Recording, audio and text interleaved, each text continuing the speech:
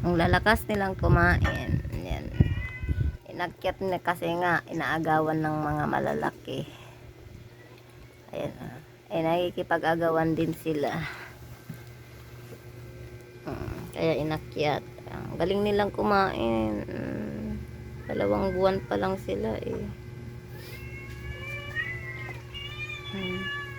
Ewan ko sa inyo.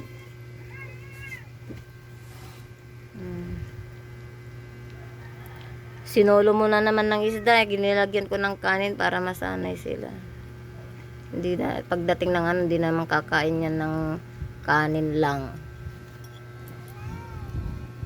Alam mo, pag mga lalaki na, hindi mo na pwedeng i-spoil din. Mainam yung nasasanay na ganyan. Kulit mo. Ayan, gagaling nilang kumain. Lalo pa pag isda, gustong gusto nila ng isda tong mga alaga ko. Ano ba yan? Di tayo pinapasahod pa ni Lolo Mets. Walang budget. Paano kayo? Yan, ang gagaling kumain. Lalo pa pag yung dalawa. Gusto ko yun.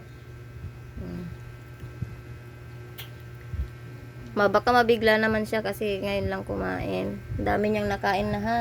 Ayaw na niya na. Ayaw pilitin.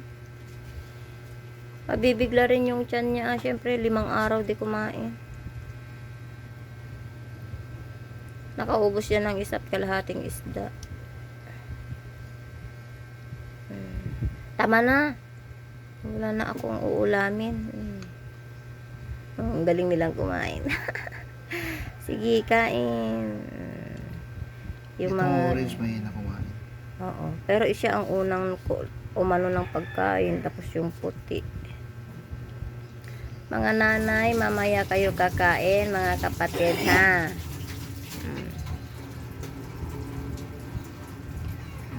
Siya ang nauli, siya ang nauna.